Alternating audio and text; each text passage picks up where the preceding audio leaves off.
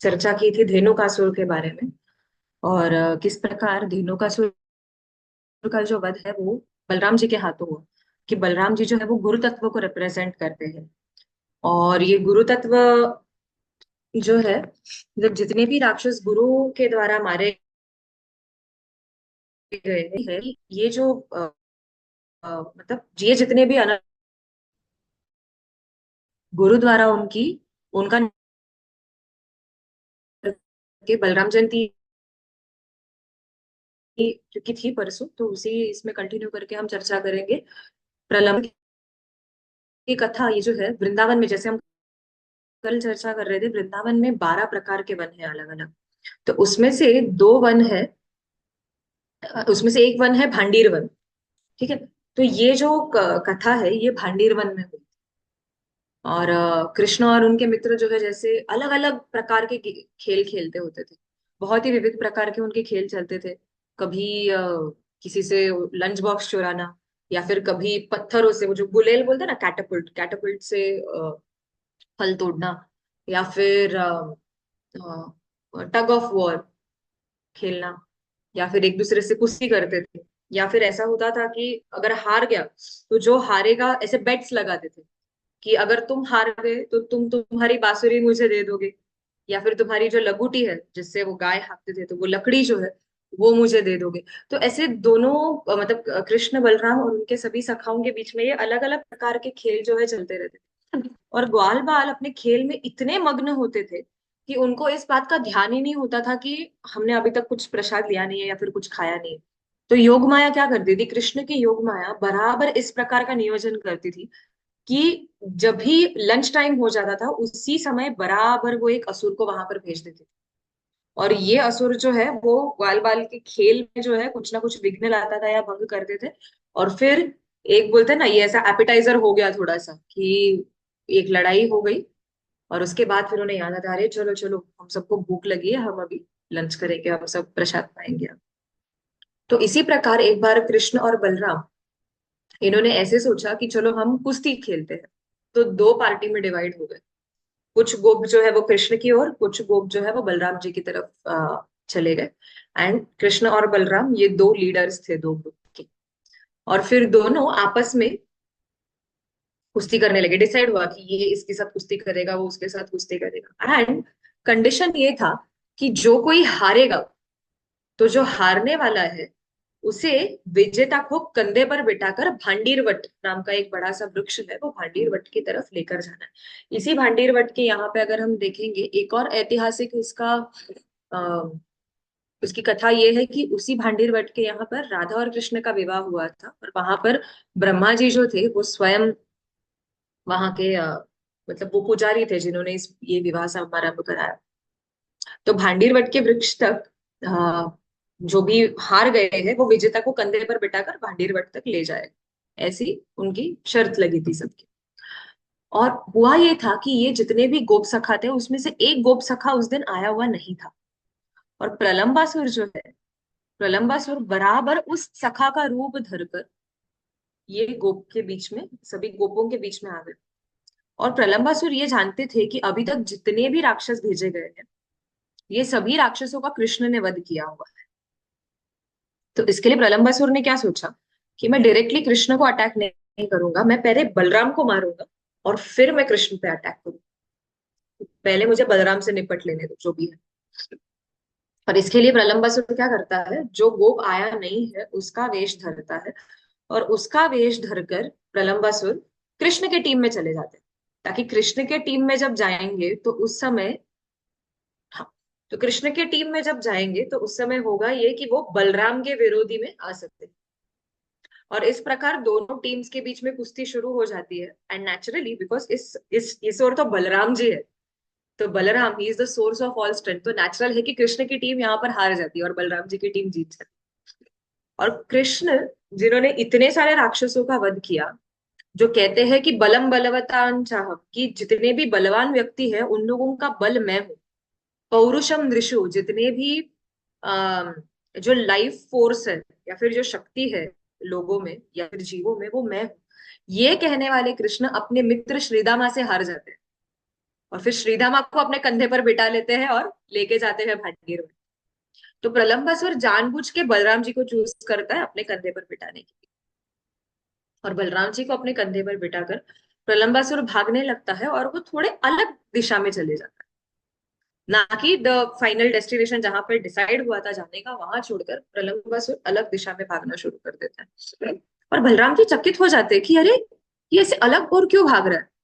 और फिर देखते ही देखते बलराम जी क्या करते, जैसे हमने देखा कृष्ण ने तृणावर्त के वध के समय महिमा सिद्धि का प्रयोग किया था और अपना वजन बढ़ा लिया था, तो उसी प्रकार बलराम जी भी अपना वजन जो है वो बहुत भारी कर देते हैं। क्योंकि ये बलराम जी जो है, ये अनंत शेष है स्वयं, और अनंत शेष की सेवा ये है कि उनके जितने भी फण है, उनके फणों के ऊपर ये पूरी पृथ्वी जो है वो बोलते हैं ना विराजमान है, वो पूरे विश्व का, पूरे ब्रह्मांड का भार अपने फणों के ऊपर उठाए हुए। तो आप सोचिए कि अनंत शेष का वजन क्या होगा, और वो वजन बलराम जी अपने अंदर ला देते हैं। और इस कारण होता यह है कि प्रलंबासुर को भी अभी पॉसिबल नहीं है अपना वेश, जो गोप का वेश है, नकली वेश है, उसे धारण करके रखना, तो वो अपने ओरिजिनल भेस में आ जाता है। और वो राक्षस का रूप, मतलब बड़ा सा, मतलब भागवतम में ऐसा वर्णन है कि प्रलंबासुर जो था ऑलमोस्ट 8 मील लंबा, प्रलंबासुर का शरीर था 8 मील लंबा, और काला शरीर पूरा, एकदम काला शरीर। आंखें जो थी वो पूरी लाल लाल, जैसे हम देखते हैं ना राक्षसों का, टीवी में भी दिखाते कि लाल लाल आंखें होते, ब्लड शॉट आईज, काले वर्ण का पूरा शरीर, और कॉपर कलर का पूरा, मतलब लाल कलर के बाल। ऐसे प्रलंबासुर का वर्णन दिया गया है। और बलराम जी कैसे है, कल ही हम चर्चा कर रहे थे, जलधर शशि वर्ण, बलराम जी जो है वो शशि वर्ण के हैं, उनका वर्ण जो है वो चंद्रमा के समान है। तो जब प्रलंबासुर बलराम जी को अपने कंधे पर बिठाकर ले जा रहा था, तो वो दृश्य ऐसे दिख रहा था कि मानो अमावस की रात, मतलब काले रात में चंद्रमा किस प्रकार चमकती है उस प्रकार, क्योंकि बलराम जी जो है वो चंद्र के वर्ण के हैं, और ये जो राक्षस था, ये प्रलंबासुर था, ये घने अंधेरे रात की तरह दिख रहा था। ठीक है। और बलराम जी तब चिंता में पड़ जाते हैं। तो किसी भी साधारण व्यक्ति को देखकर ये लगेगा कि बलराम जी के चिंता का कारण एक्चुअली ये है कि ये, अरे ये तो राक्षस मुझे उठा कर ले जा रहा है, मैं तो अभी तक सोच रहा था कोई तो ग्वाल बाल है। पर ऐसा नहीं है, क्योंकि बलराम जी मन में क्या सोच रहे, हमने कल ही चर्चा की थी, बलराम जी कृष्ण की 5 अलग अलग रति में भगवान की सेवा करते हैं। शांत रति में एक है, दास्य रति में, सख्य रति और वात्सल्य रति। तो बलराम जी कृष्ण के दाऊ होने के कारण वो हमेशा कृष्ण के बारे में काफी प्रोटेक्टिव है। तो बलराम जी ये सोचते कि अरे, ये असुर मुझे यहाँ पर डाइवर्ट करके लेकर आया है, तो कहीं ऐसा तो नहीं कि वहां पर कृष्ण पर कोई और राक्षस आक्रमण कर रहा है और मैं कृष्ण की रक्षा के लिए उधर नहीं। तो ये सोचकर बलराम जी चिंता में पड़ जाते हैं, ना कि ये सोचकर कि अरे ये तो राक्षस मुझे उठाकर ले जा रहा है। तो बलराम जी को ये दिव्य चिंता होती है कि अरे कृष्ण का क्या वहां पर, कृष्ण को तो कोई राक्षस उधर अटैक नहीं कर रहा। और फिर बलराम जी, प्रलंबासुर जो है वो बलराम जी को मारने की कोशिश कर रहे हैं, तो बलराम जी ज्यादा कुछ नहीं, बस अपनी एक मुट्ठी से प्रलंबासुर के सर पे मारते हैं, and it is enough to, बोलते हैं ना, क्रैक हिज स्कल। प्रलंबासुर का एक घुसे में, प्रलंबासुर का बोलते हैं ना दी एंड, प्रलंबासुर को पूरी तरह से वो मार देते थे। और पैरेलली होता ये है, एक्चुअली ये जो कथा है प्रलंबासुर की, जो वो वाली बात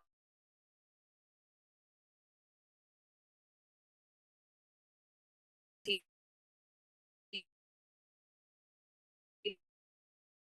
हो जाती है।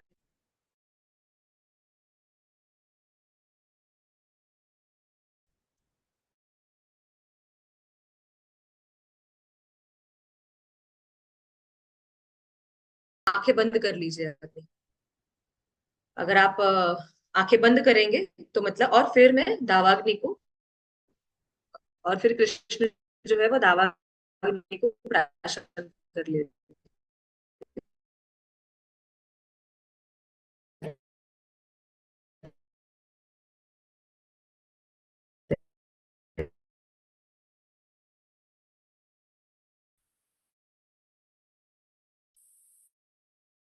की जो लीला है, इसमें बहुत सीख सकते हैं। पापी जो है वो प्रलंबासुर जो है, जैसे कि हमने देखा कि जितने भी राक्षस कृष्ण लीला में आ रहे थे, ये सभी एक ना एक अनर्थ को रिप्रेजेंट कर रहे थे, करेक्ट। तो प्रलंबासुर की जो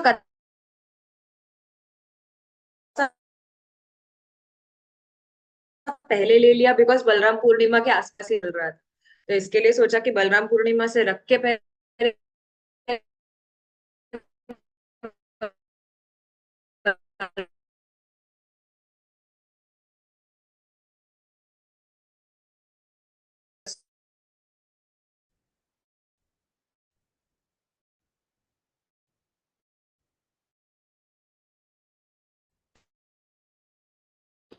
प्रलंबासुर इज द 12th, कि मैं भगवान में एक हो जाऊंगा। ओके, ये भी प्रलंबासुर के एक मेंटालिटी को दर्शाता है। वो हम प्रविष्ट कृष्ण दास्ये भी वैष्णवानाम सुतस्कर, तस्कर मतलब चोर, ठीक है, जो कुछ चोरी करता है या फिर तस्करी करता है। तो वैष्णवा नाम सुतस्कर किसके लिए? कृष्ण दास्ये भी, कृष्ण के प्रति हमारी जो वृत्ति होती है, किसी भी भक्त की वृत्ति जो है वो हमेशा सेवा वृत्ति होनी चाहिए, कि हमें हमेशा भगवान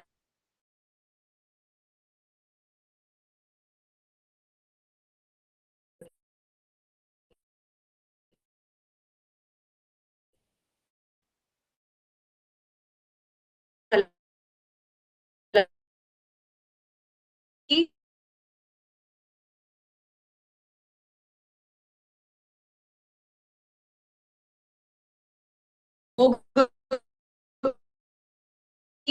के लिए जो कुछ बोलते हैं ना, any desire to fulfil our senses. Okay, and जिसकी वजह से हम हमारी इंद्रिय तृप्ति करें और ना कि भगवान के इंद्रिय तृप्ति के बारे में सोचे, उससे भी की गई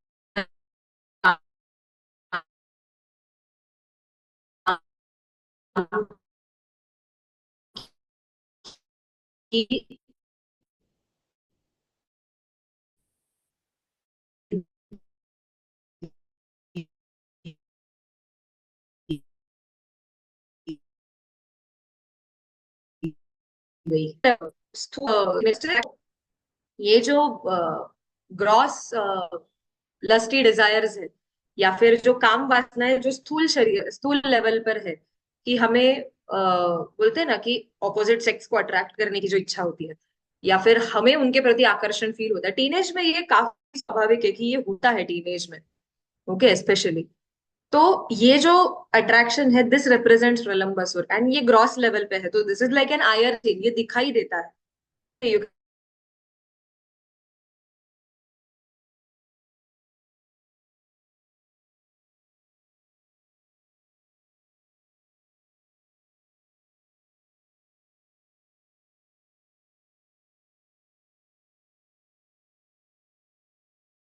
अंदर ही अंदर we are feeling very good, oh wow, appreciation मिल रहा है, लोग हमारे बारे में अच्छा कह रहे हैं, उसने मेरे बारे में क्या कहा, इसने मेरे बारे में क्या कहा, मेरे कितने फॉलोअर्स हो गए, कि ये सब जो हम सोचते हैं, तो दिस इज पूजा लाभ एंड प्रतिष्ठा। ये जो हमारे अंदर कामनाएं होती है, इसे प्रलंबासुर दर्शाता है। ठीक है, तो देखकर तो हमें ऐसा लगता है कि नहीं हम बहुत ही हम्बल है, तो हिपोक्रेसी। क्योंकि अगर आप देखेंगे, प्रलंबासुर आया गोप के वेश में, एक ग्वाल बाल के वेश में प्रलंबासुर ने एंट्री ली। ठीक है, अंदर इच्छा क्या थी? कृष्ण को मारना, बलराम को भी मारना, लेकिन बाहर से दिखा क्या रहा है? मैं तो आपका मित्र हूं, मैं तो आपका सखा हूं। बराबर।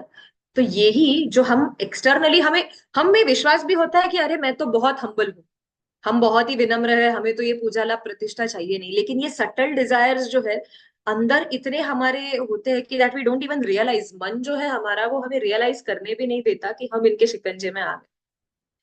तो परम पूज्य राधानाथ स्वामी महाराज कहते हैं कि humility and knowledge of humility they don't go together. यानी कि जो भी व्यक्ति विनम्र है, वो ये कभी भी नहीं सोचेगा कि वो मैं विनम्र हूं, मतलब वो एक्चुअल में वो हम्बल नहीं है। कहीं ना कहीं अंदर ये डिजायर है कि हमें लाभ चाहिए, हमें कुछ ना कुछ इसमें से रिटर्न्स मिलने वाले हैं, या फिर इसमें से कुछ ना कुछ हम लोग फेमस हो जाएंगे, हमें प्रतिष्ठा बढ़ेगी हमारी। ओके, या फिर लोग जो है वो हमें पूजने लगेंगे, हमें आइडलाइज करने लगेंगे, तो ये सब जो है ये सटल काम वासनाएं हैं जो हर एक व्यक्ति के अंदर होती। तो ये प्रलंबसुर रिप्रेजेंट कर, तो इसके लिए चैतन्य महाप्रभु क्या कहते हैं? शिक्षाष्टकम के प्रार्थना में चैतन्य महाप्रभु कहते हैं, न धनम न जनम न सुंदरी। कवितां वा जगदीश कामये मम जन्मनि जन्मनीश्वरे भवताद भक्ति अहैतुकी त्वयि। तो यहाँ पर वो क्या कह रहे हैं, अगर देखने जाए तो न एक बार कहेंगे तो भी काफी है कि न धनम जनम सुंदरी, मुझे धन नहीं चाहिए। मुझे क्या क्या नहीं चाहिए? धन, सुंदरी और फॉलोअर्स, जन्म, ये तीनों भी नहीं चाहिए। लेकिन अगर हम देखेंगे चैतन्य महाप्रभु यहाँ पर हर एक इस पे एम्फोसाइज कर रहे हैं, न धनम, मुझे धन नहीं चाहिए, मुझे संपत्ति नहीं चाहिए, मुझे फॉलोअर्स नहीं चाहिए, मुझे ये नहीं चाहिए कि बोलते हैं ना कि पर स्त्री या फिर पर पुरुष जो है वो मेरे तरफ आकर्षित हो, मेरे सौंदर्य की तरफ आकर्षित हो, या फिर मेरे अंदर एक बहुत ही ऐसे बोलते हैं ना कि इंटेलेक्चुअल प्रवेश हो, कविताम वा जगदीश कामये। ठीक है। तो मेरी सिर्फ आशा, एक भक्त की आशा क्या होनी चाहिए, इस भोग वृत्ति से हटकर, धनम जनम सुंदरीम की भोग वृत्ति से हटकर हमें आना है सेवा वृत्ति पे। तो सेवा वृत्ति क्या है वो उसी श्लोक में बाद में वो बताते हैं। मम जन्मनि जन्मनीश्वरी, की जन्म जन्मांतर के बाद भवताद भक्तिर अहैतुकी त्वयि, की हे भगवान मुझे आपके प्रति केवल अहैतुकी भक्ति प्रदान कीजिए, बस। ये जन्म जन्मांतर की मेरी आशा है। तो भोग वृत्ति से हटकर सेवा वृत्ति पर आना, ये जो है ये चैतन्य महाप्रभु इसमें हमें यहाँ पर शिक्षा दे रहे हैं। और यही प्रलंबासुर से हटने के लिए ये हमारी प्रार्थना होनी चाहिए।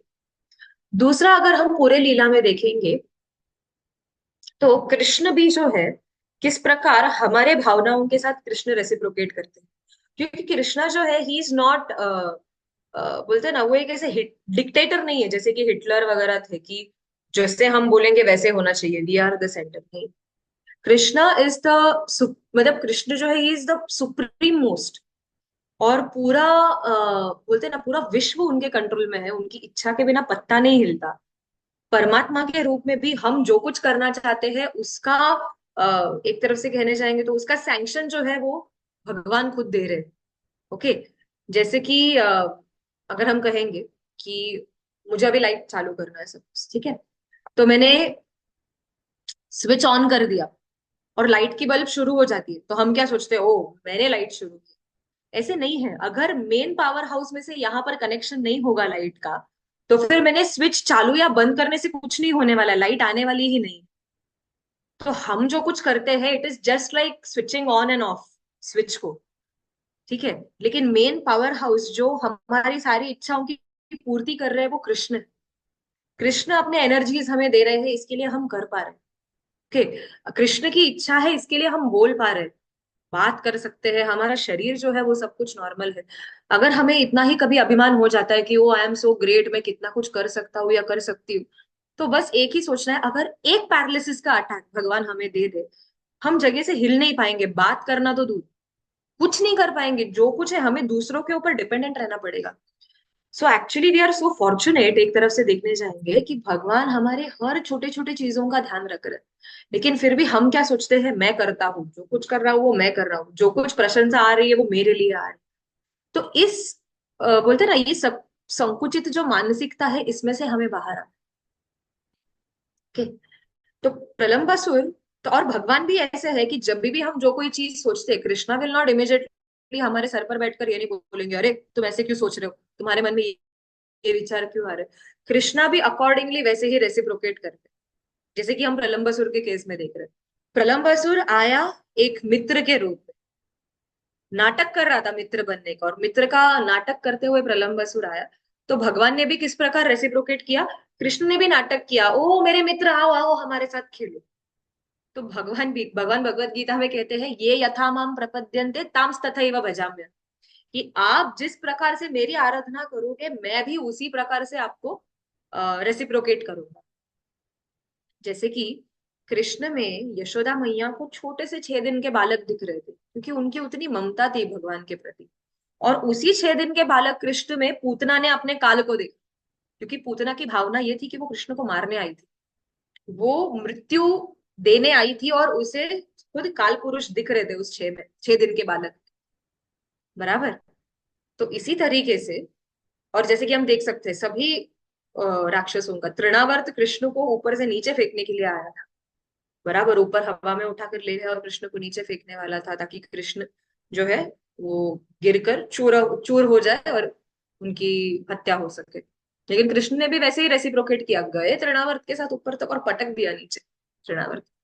तो उसी प्रकार प्रलंबासुर भी मित्र बनकर आया था, तो भगवान भी मित्र के रूप में नाटक कर रहे कि चलो आ जाओ। प्रलंबासुर मन ही मन में प्लान बना रहा था कि वो किस प्रकार कृष्ण और बलराम की हत्या करे। और कृष्ण भी मन में सोच रहे थे कि ओके, मैं इस प्रकार से ये दो टीम्स अरेंज करूंगा कि प्रलंबासुर का वध जो है वो बराबर बलराम के हाथों हो जाना चाहिए। तो मन ही मन प्रलंबासुर ये सोच रहे कि ओके, मैं करता हम इति मन्यते, ये जीवों का सबसे बड़ा प्रॉब्लम है कि हम सोचते हैं कि मैं करता हूँ, मैं सब कुछ कर रहा हूँ, आई एम प्लानिंग एवरीथिंग। लेकिन कृष्णा जो है, he is the supreme cheater. भगवान कहते हैं कि amongst all the forms of cheating I am gambling, ऐसे भगवत गीता में कृष्ण कहते हैं कि Krishna is the greatest cheaters of all time. तो वो सबसे बड़े छलिया है। अगर हम सोच रहे हैं कि हम भगवान को ठग रहे हैं, तो ऐसा नहीं है, भगवान हमें कहीं ना कहीं ठग रहे हैं उसी इसमें। तो इस प्रकार प्रलंबासुर मन ही मन सोच रहा है कि वो मैंने प्लान बनाया, मैं सक्सेसफुल हो रहा हूँ, लेकिन कृष्ण वहां पर, कृष्ण ने अपनी योजना पूरी तरह से बना कर रखी कि किस प्रकार से प्रलंबासुर का वध जो है वो बलराम जी के हाथों में हो जाएगा।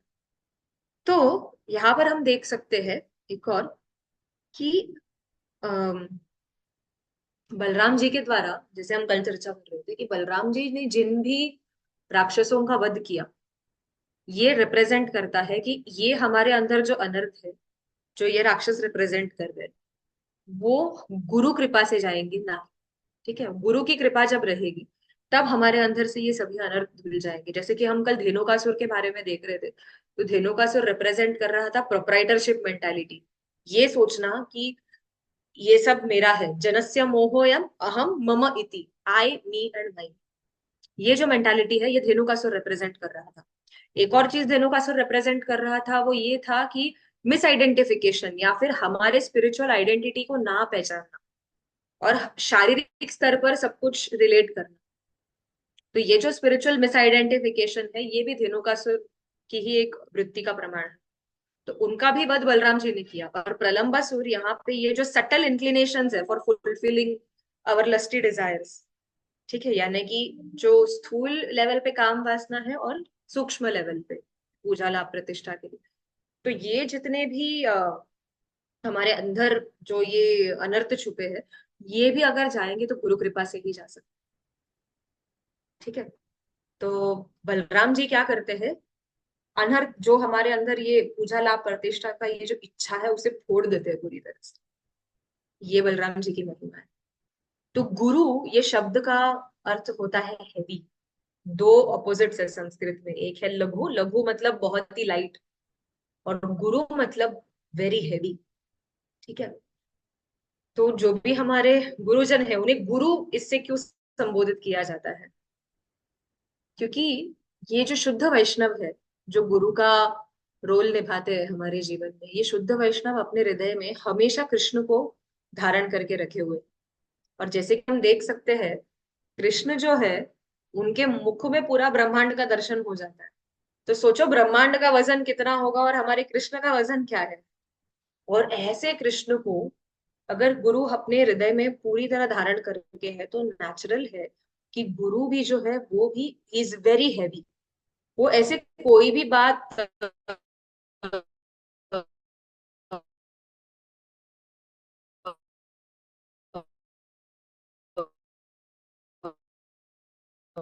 ये सोचिए दैनम प्रियम हितम, ये पूरा सोचकर फिर गुरु जो है वो पथ प्रदर्शन करते हैं अपने शिष्यों को। ठीक है। इसके लिए कहते हैं ना कि तुम्हारा हृदय सदा गोविंद विश्राम, गोविंद जो है वो गुरुओं के हृदय में विश्राम कर रहे, वहां पर आराम कर रहे, क्योंकि उन्हें पता है बाकी सब जितने भी भौतिक जीव है, उनके हृदय में जब भगवान वास करते होते, तो इच्छाओं से हम उन्हें पीड़ित करते रहते कि हे भगवान मुझे ये दे दो, वो दे दो, ऐसा चाहिए वैसे चाहिए। लेकिन शुद्ध भक्त का हृदय ऐसा होता है जहां पर शुद्ध भक्त जो है वो भगवान से कुछ मांगता नहीं है या फिर कुछ इच्छा नहीं करते। तो इसके लिए गोविंद जो है या फिर भगवान जो है, शुद्ध भक्त के हृदय में विश्राम कर सकते हैं। वहां पर वो आराम करते हैं, विश्राम करते हैं, ताकि उन्हें कोई कहते हैं ना कि वहां पर उन्हें कोई कष्ट नहीं होता, वहां पर कृष्ण आराम कर सकते हैं। और इसके लिए गुरुजन जो है, दे, इनके वेट के वजह से या फिर इनके हेवीनेस के वजह से, एक तरफ से कहा जाएंगे तो, कि इनका जो, like the right word in English, गंभीरता, तो ये जो गंभीरता आती है, तो उसी के कारण और उस कृपा के कारण हमारे अंदर के ये अनर्थ जो है वो निकल जाएंगे। प्रलंबासुर रूपी जो भी हमारे अंदर है वो सब निकल जाएंगे। तो अगर हम देखते हैं तो राधानाथ महाराज उनके कथा में कह रहे थे कि हमारे अंदर भी ये जो डिजायर्स, मतलब जो कोई भी चीज है जो हमें भगवान की सेवा से दूर लेकर जा रही है, ये प्रलंबासुर है जो हमारे जीवन में आते और दिखते ऐसे है कि अरे एकदम हार्मलेस एंटरटेनमेंट है। लाइक फॉर एग्जाम्पल हम कोई एक नॉवेल पढ़ेंगे या फिर न्यूज़पेपर्स पढ़ेंगे या फिर मैगजीन्स पढ़ेंगे, मूवीज देख लेंगे कि अरे नहीं, मूवी तो मतलब ठीक है, मैं अच्छी मूवी देख रहा हूँ, मैं कोई फालतू मूवी नहीं देख रहा, I am seeing a good movie, कोई कॉमेडी मूवी है या फिर कोई सीरियल्स है जिसमें मुझे ना नेचुरल ऐसे कुछ कॉमेडी चलते रहता है। तो देखकर ऐसे लगता है कि अरे ये तो हार्मलेस एंटरटेनमेंट है, but it is actually like Pralambasur, क्योंकि ये हमारी चेतना को भगवान की सेवा से दूर खींच लेता है। हमारा पूरा मन जो है वो उसी चीज में लगा रहता है कि अरे सीरियल कैसे देखना है। जैसे कि सबसे अच्छा एग्जाम्पल तो यूट्यूब शॉर्ट्स है। यूट्यूब शॉर्ट्स तो सबसे बड़ा प्रलंबसुर है हमारे जीवन का, क्योंकि एक स्क्रॉल करेंगे दूसरा करेंगे, बस 30 सेकंड का ही तो है, 30 सेकंड 30 सेकंड 30 सेकंड करते करते करते करते 3 घंटे कब निकल जाते हैं ये पता नहीं चलता। तो ये एक प्रलंबासुर है जो हमारे जीवन में इस प्रकार प्रवेश करेगा और यहाँ पर हमारी भोग वृत्ति जागी होगी। क्यों? क्योंकि हम ये सोच रहे हैं कि ओ, ये शॉर्ट्स देखने से मुझे आनंद आ रहा है, मेरे आंखों को आनंद मिल रहा है। भले ही हम बोलते ना कि इवन मतलब इवन मुझे भी ये आदत है कि रेसिपीज देखना है। Every time I go on the YouTube short I think कि चलो मैं कोई तो रेसिपी मुझे देखना है, मुझे गोपाल के लिए मेरे भोग बनाना है। तो एक रेसिपी, दो रेसिपी, तीन रेसिपी, वो रेसिपी बनती नहीं है आगे जाके। बट शॉर्ट्स देखने में इतना समय चला जाता है कि ओके ये रेसिपी को ऐसे परफेक्ट करेंगे वैसे परफेक्ट करेंगे, तो पता नहीं चलता कि इनोसेंटली हम शुरू करते हैं और हमारा मन भी हमें ऐसे सोच के ट्रिक करता है, अरे तुम तो भगवान की सेवा के लिए ही देख रहे हो ना, तुम्हें आगे जाके इसमें से भोगा बनाना है, इसके लिए तुम्हें देखना पड़ रहा है।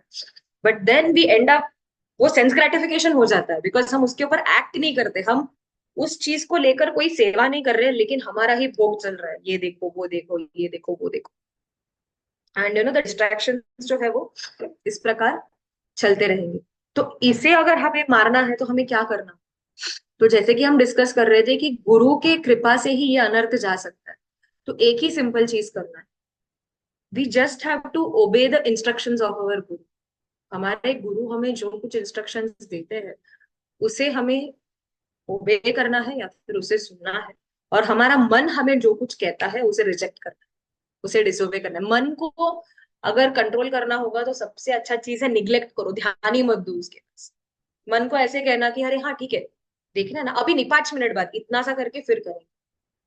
और ऐसे करते करते फिर हम मन को थोड़ा टालते अगर जाएंगे, मन को अगर ना बोलेंगे तो मन और जोर जोश में बोलते हैं ना, और जोर से हमें प्रेशराइज करेगा उस पर्टिकुलर इच्छा के लिए। तो हमें बस मन को टालना है, अभी नहीं, अभी नहीं, बाद में। हमारे भौतिक इच्छाओं के लिए, सेवा के लिए नहीं, सेवा के लिए हमें तो तुरंत भगवान के पीछे, भगवान की सेवा के लिए जाना चाहिए। लेकिन जब भी ऐसे कोई भोग वृत्ति की हमारे अंदर कोई विचार आते हैं तो उसे बस टालते जाना है। अ, अ, मेरी जो शिक्षा गुरु है और मेरी बहुत अच्छी फ्रेंड भी है साथ ही में, तो वो मुझे बता रही थी कि स्नेहा अगर, and I was discussing with her कि ऐसा मेरा ये प्रॉब्लम होता है, मैं ये वीडियोस में ऐसे गुम हो जाती हूँ, क्या करे पता नहीं चलता। तो उसने मुझे बहुत अच्छा कहा कि बस एक ही चीज सोचना कि अगर गुरु महाराज तुम्हारे साथ रहते थे उस समय तो तुम क्या करते, कि will I do this in front of my गुरु। अगर मैं मेरे गुरु के सामने ये कर रही हूँ तो then that is fine, but अगर मैं मेरे गुरु के सामने ये चीज नहीं करने वाली, then I have to realise कि I have to drop this thing and मुझे आगे बढ़ना है, मुझे मेरी सेवा में ये करना है। So this was very helpful. She was telling me कि just think on these lines, हमेशा यही सोचते रहना कि मेरे गुरु अगर रहेंगे सामने तो क्या मैं ये करूंगी, और अगर नहीं है तो फिर नहीं, अगर मैं उनके सामने ये करने वाली तो मैं अकेले में भी ये कर नहीं सकती, because then it is like cheating कि लोगों के सामने हम ऐसे प्रदर्शन कर रहे हैं कि हम बहुत अच्छे भक्त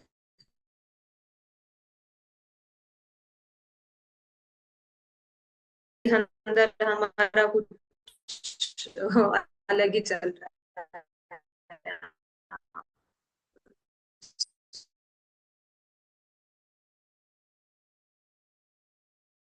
So, वो हिपोक्रेसी, वो तो गर्ग संहिता में यह कथा आती है कि प्रलंबासुर जो था, अ, वो पिछले जन्म में विजय नाम का एक गंधर्व था। ठीक है। और कुबेर का जो कैलाश पर्वत के यहाँ पर अगर देखेंगे तो कुबेर का वहां पर चैत्ररथ नाम का एक गार्डन है। कुबेर जो देवताओं के ट्रेजरर, उनका एक गार्डन है जहां पर वो अलग अलग बोलते हैं ना फूल जो रहते हैं, उसे वो भगवान शिव की आराधना में यूज करते हैं, कुबेर जी जो है। तो हुआ ये कि किसी ने एक बार कुबेर के इस बगीचे में से उन फूलों को चुरा लिया, जो वो भगवान की पूजा के लिए यूज करने वाले थे, शिव जी की पूजा। तो कुबेर को गुस्सा आया, तो और क्रोध में कुबेर ने ऐसा श्राप दे दिया कि अभी से यहाँ से जो कोई भी फूल तोड़ेगा या फिर चुराएगा, उस व्यक्ति को राक्षस बनना पड़ेगा। तो ऐसे श्राप उन्होंने उस पूरे अपने बगीचे पर डाल दिया कि जो कोई यहाँ से फूलों को चुराएगा वो राक्षस बनेगा। और ये विजय गंधर्व जो था, ये तो देखने जाएंगे तो भगवान का भक्त था वो। भगवान विष्णु के नाम गाते गाते चित्ररथ ये गार्डन में आकर पहुंचा। एंड वहां पर उसने देखा कि ये बहुत सारे सुंदर फूल है, तो श्राप तो पता नहीं कि ऐसा कोई श्राप लगा हुआ है इसके ऊपर। और ऐसे सोचते ही ये जो विजय है गंधर्व ने वो फूल तोड़ लिए। और जैसे ही फूल तोड़े, कुबेर का श्राप उनके ऊपर आ गया और वो राक्षस में परिवर्तित हुए। तो अब बहुत चिंता में पड़ गई कि करे क्या। फिर तुरंत कुबेर जी को प्रार्थना की और उनसे क्षमा मांगी। तो कुबेर जी प्रसन्न हो गए और कुबेर ने कहा कि द्वापर युग जब आएगा तब बलराम जी के हाथों आप इस श्राप से मुक्त हो जाओगे। तो यही विजय जो गंधर्व है, ये प्रलंबासुर के रूप में आगे जाकर आया और इसका उद्धार बलराम जी के हाथों हुआ। तो ये इस गंधर्व की, ये प्रलंबासुर की थोड़ी सी हिस्ट्री। तो आज के इसमें हम यही कंक्लूड करेंगे ये सब बोलकर कि जब भी हमारे अंदर लाइक जब भी कोई हमें हमारे कुछ अच्छे चीजों के लिए ग्लोरिफिकेशन करेगा या फिर कुछ अच्छा बोलेगा हमारे बारे में, तो हमें हर बार यही चीज सोचना है। महाराज हमेशा कहते हैं, गुरु महाराज की, जब भी कोई हमें कुछ अच्छा चीज कह रहा है या फिर हमारे अंदर कोई भी अच्छा गुण अगर हो, तो फिर वो जब वो हमेशा हमें याद रखना है कि ये कृष्ण कृपा और गुरु कृपा के कारण है। और हमारे अंदर जो भी दोष है वो भी निकलेंगे गुरु कृपा और कृष्ण कृपा के कारण। तो हम जो जीव है वो गुरु कृपा और कृष्ण कृपा के बिना कुछ भी नहीं, हमारा इंडिविजुअल एफर्ट से हम कुछ नहीं कर सकते। तो जो कुछ हमारे अंदर अच्छा है, anything good which happens with us और anything good, any good qualities which we have, ये सब भी गुरु और कृष्ण कृपा के कारण है। और हमारे अंदर जो भी बुरा है उसे हम नहीं मिटा पाएंगे क्योंकि हमारे अंदर उतनी शक्ति ही नहीं। तो उस समय भी हमें गुरु और कृष्ण का शरण लेना है। और गुरु कृपा और कृष्ण कृपा के कारण ही हमारे अंदर से ये जो अनर्थ है ये सब ये निकल जाएंगे। तो यहीं पर हम प्रलंबासुर की कथा को भी समाप्त करेंगे। किसी का कोई प्रश्न है या फिर कमेंट है कि कोई कुछ ऐड करना चाहता है तो प्लीज कह सकते हैं आप।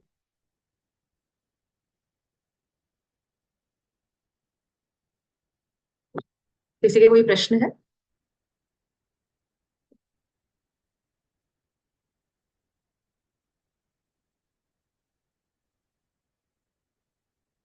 ठीक है, तो हम यहीं पर ही सेशन खत्म करेंगे एंड कल फिर से मिलेंगे। तो हरे कृष्णा।